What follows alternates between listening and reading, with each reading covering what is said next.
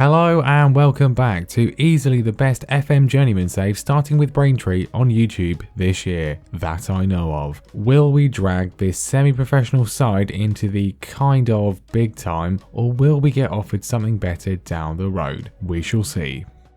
We're currently 4th in the league table and we're 3rd in September Manager of the Month, which is the real prize really. Lucas Ness does better though as he wins last month's Young Player of the Month award. We face a Boreham Wood side who are bottom of the league and have literally just sacked their manager, so this can only end well. Amid the pouring rain at Cressing Road, as Boreham Wood press forwards, we strike with a brutal counter. Akinwande holding up for Krasniqi to slide across for Turner to unleash a rocket.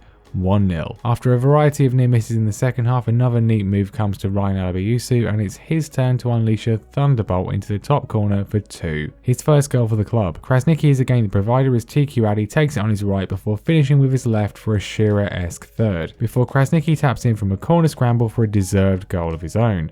4-0, delightful. So delightful in fact I decided to ask the board for another coaching course and they accept. Wow, the days of continued rejection are long gone. Continental A, here we come. It's a tricky rest of the month as we have 5th placed York followed by 4th placed Notts County. Against York it's the Alabayusu show as he bags a brace to triple his seasonal goal tally in a week as we get an impressive 2-0 win. It's so congested at the top that defeat sees York tumble out of the playoff places and us move second, albeit now 7 points off Wrexham. If that was a fantastic away win, Notts County is the total opposite. We go behind minutes in from former Norwich youngster Thomas Dixon-Peters before a classy equaliser from Femi Akinwande, but in the second half they retake the lead in agonising fashion before sealing a 3-1 win. A rare home defeat, but just our second loss of the campaign, mind. We bounce straight back with a 2-0 win over Southport though in the FA Cup 4th qualifying round, and we get Fleetwood in the first round proper. Paul Cook is then sacked by Ipswich with them languishing in the Championship relegation zone. Do I? I suppose I have to, although the chances of us getting the job are I think unlikely if we couldn't even get Colchester last time. Jeff Stelling's own Hartlepool are next, and after a nothing game we get a ridiculously late win as Akinwande scores with 3 seconds of added time left. What a steal. And we end the month with our latest local derby, this time King's Lynn Town. Alabayusu has an early effort ruled out for some reason but soon gets an assist instead as Turner scores, and then Julie gets his own goal after a delightful pass from Kozia Dewberry. Akinwande converts a penalty for 3, and while they do pull a goal back, it's only a consolation as we get another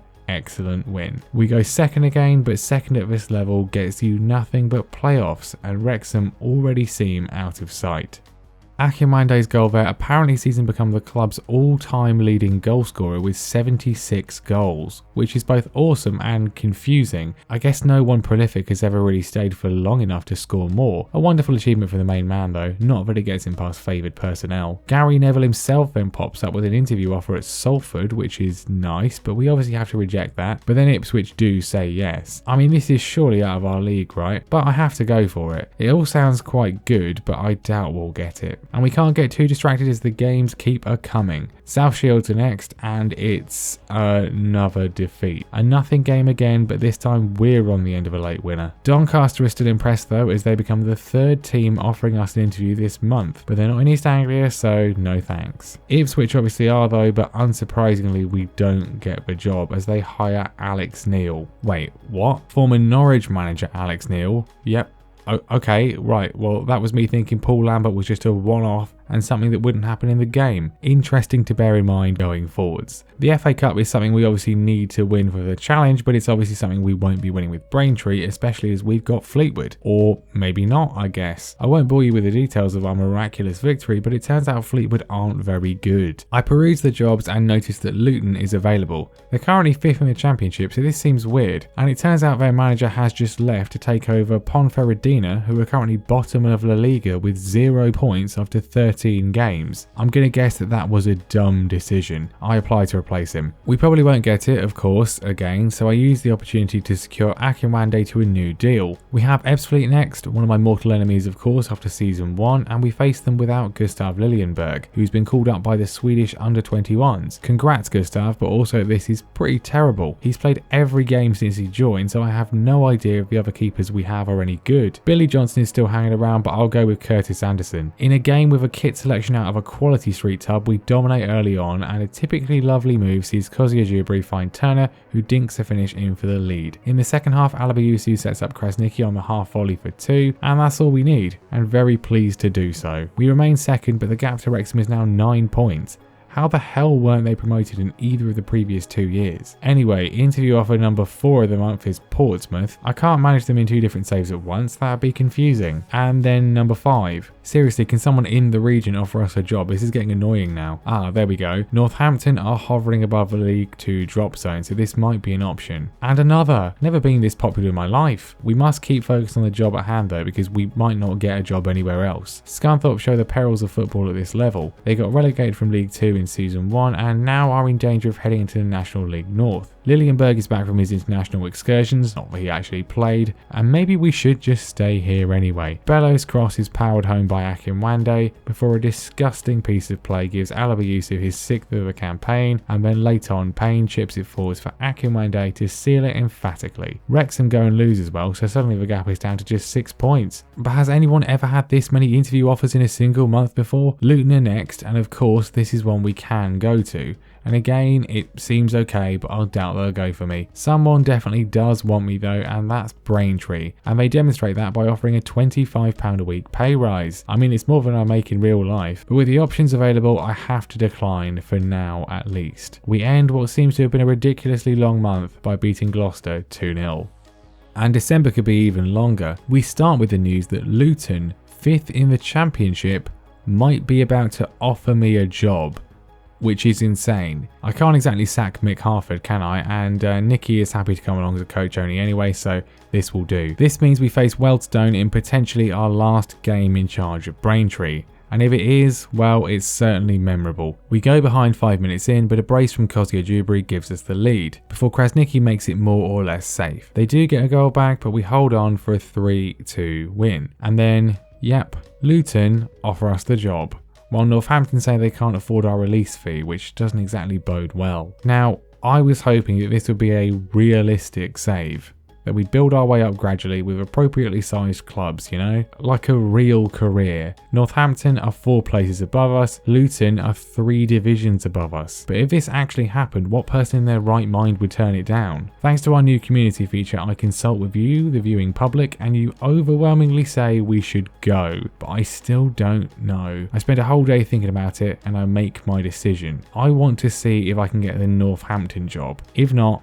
I'll go to Luton. I'd rather get experience in all divisions rather than just going straight from a semi-professional side to the Championship. Either way, it's definitely time to move on from Braintree, as fun as this has been. I ask the board to lower their compensation demands and they reluctantly agree, which I briefly feel sad about, but then I remember all those course rejections, so yeah Lee, karma. I delay Luton's offer for a week. Northampton duly offer an interview and all seems to go well. So we have to play another match and goals from Turner and Ness give us the win over Chesterfield. Wrexham drop points so the gap becomes 4.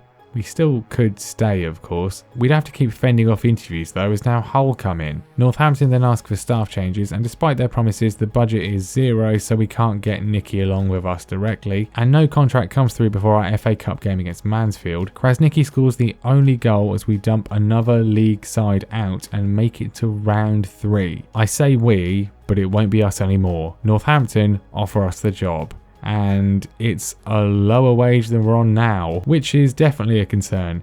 No transfer budget, and then the lower compensation fee is literally nothing, but this is what I was hoping for. Yeah, sure, they're in the relegation zone, but they aren't even close to adrift. And yeah, sure, we literally have an offer from a Championship team on the table, but I want some kind of realism. It is not realistic for a Championship side to hire a manager from the Vanarama National League, but it is for a League 2 team, so that's what I'm going to do. Please comment below on how stupid you think I am to do this. Let's say goodbye first though. I've had a great time at Braintree, massively surpassing all expectations. Akinwande, Clements, Krasnicki, all legends of the save. And heck, we could even sign a few of these boys if we have the chance. I'm able to negotiate up to just slightly less than what we have at Braintree, and then It's done, with a new manager of Northampton Town. We don't even have a Continental A licence yet, so pretty sure this violates UEFA's rules. Probably less so than if we moved to Luton though. Other, more professional YouTube series would end the episode here, but you get value on this channel and we go 4 months at a time, come what may. So let's get to work. Now Northampton are well below expectations, having been relegated from League One the year before anyway. They now only want to avoid relegation. We've got £13,000 left in the wage budget, which is actually loads at this level, so I'm less concerned now. The biggest issue seems to be a lack of goals, and sure enough there only seems to be one actual striker and about 12 left backs. The form is wretched, the morale isn't great, and all the clearly good players want to leave. Oh, and there's a significant overdraft issue, but I reckon we'll be okay. I hope we'll be okay. In terms of tactics, we're obviously sticking to what we know, and when I ask the players to please not get relegated, they all seem thrilled. Oh, and no, we can't get Nicky yet at all. Maybe in the summer then, mate. Now, what better way to begin our time at our new club than away against Exeter in a relegation 6-pointer? They are 2 goals ahead of us, so we really need a win. I have no massive idea on the team, but this is what I'm thinking of from the off. Mickey Van Sass on loan from Man City is looking like a very solid goalkeeper. Ali Koki at left back looks okay, although he wants to leave, as does John Guthrie, who is definitely our best centre back. Sean Brisley is alongside him for now, with Aaron McGowan at right back. Former #United player Scott Pollock anchors midfield, with Sean McWilliams and Jordan Flores the team's clear stars, so obviously both want out. Our attack is definitely weak though. Terrell Pennant on loan from Leicester is on the left, while Jacob Nimchek on loan from Burton is on the right, with Alex Reid the only option up front. It's a quiet game for the first 70 or so minutes. Pennant's free kick hits the woodwork, but then in the 81st minute, McGowan's cross from the right finds Reid practically on the goal line to give us the lead. Exeter then pour forwards, but we stand strong defensively to hold on and win our first match in charge. Vital, and we immediately leapfrog Exeter to escape the relegation zone. A cracking start. It's not January yet of course, but with our attacking options rather limited, I get some business done early. Callum Harriott is available on a free and should be a decent option on the right, while we agree to sign Jed Garner on loan from Fleetwood once the window opens to actually give us an option up front. Our first home game is against Mansfield, who we beat with Braintree just before we left them. Could we do the double? They're not far ahead of us, so it would be a good win to get. And it's a very similar game to the previous one. We had a goal ruled out, we hit the woodwork, they have chances, and then in the 80th minute a defensive calamity allows Alex Reid to make it 2-2. We win. Again, not a bad start at all. Oh, and the league is so tight, we're actually only 7 points off the playoffs at the moment and already 5 clear of the drop. Despite this amazing start, Jordan Flores says he'll be leaving on a free at the end of the season. I love being totally unable to talk players out of this. Like, if we get promoted now, he'll still leave. We could sell him, but he's not worth that much, and I'd rather just make the most of him. We'll likely be reliant on frees and loans anyway. Rock bottom Rochdale are next up. Can the good start continue? Nope. We dominate, but they have one fluke goal after Guthrie misses a header and we lose. January cannot come soon enough. Our director of football, Dean Austin, then opts to join Hull. I didn't try and stop him because it's a completely pointless role on FM. Morecambe are up next and it's an absolute defensive disgrace as McGowan is sent off, a 3-1 defeat. I less than politely explained to the squad how awful they were and that this is unacceptable, and apparently they take offence at this. I refuse to back down though. No wonder they were in the position they were in when we joined with this kind of attitude. This might end up being a very short tenure, but I have standards to uphold. The morale is so bad though I think I'm basically just going to agree to sell anyone who wants to go. So I agreed to sell Michael Harriman to Shelbourne and Hayden Hollis to Wimbledon. And then we end the year against Bradford, and I guess this team likes recorded games as Liam Cross scores a fluke 90th minute goal to give us another win, which was really needed because we dropped back to only 2 points above Exeter.